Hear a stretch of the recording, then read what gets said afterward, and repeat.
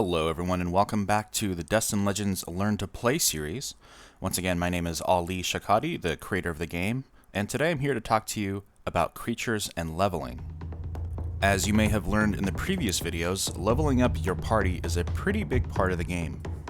To review, there are two different ways of winning a game of Destined Legends. The first is to level up your party high enough so that you have a strategic advantage against your opponent and are able to take them out. The second way to win is simply to be the first to reach level 10.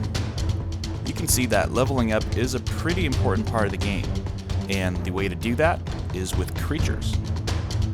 Let's take a closer look at the creature card. In this example, we have the Swamp Bat. If we look at the bottom section of the card, you'll see 3 sets of HPs.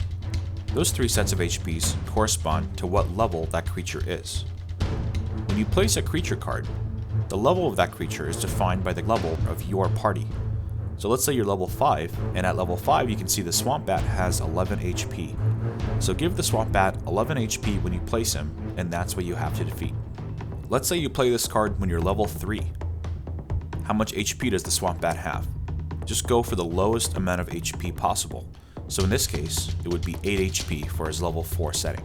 Let's say you're level 8, and you played this Swamp Bat. He would have 13 HP because that's the highest he could go. Remember again that you won't level up if you play a creature that is below your tier, but it might serve well to get you loot or to block your opponent. One final thing to keep in mind when fighting a creature is that every creature has a counter ability. So either you or your opponent can roll for your creature's counter when needed. Also, if your attack defeats a creature, it doesn't have a chance to counter. Now that we know how a creature card works, let's take a closer look at leveling. Since reaching 10 means you win the game, there are 9 playable levels in Destined Legends. These levels are also broken into 3 level tiers. Levels 1 through 3 are Tier 1, 4 through 6 are Tier 2, and 7 through 9 are Tier 3. You will mostly see tiers in reference to creature cards. The creatures in the game are broken up into these 3 tiers. When you defeat a creature in Destined Legends, you gain loot by drawing an extra card from your deck. Furthermore, if you defeat a creature that is your tier or higher, your party also levels up. Keep in mind that defeating creatures that are below your tier might get you the loot, but don't get you the level. In an earlier section, we mentioned that you can play a creature card at any point between your 3 legend phases. Although you can play it at any point, you're usually going to want to play it at the start, before your first legend phase. This will give you the 3 full legend phases to try to defeat your creature before your turn is over. If you are fighting a creature that is your tier, this should be easy. But fighting a creature that is too strong, and that creature may be ripe for your opponent's taking.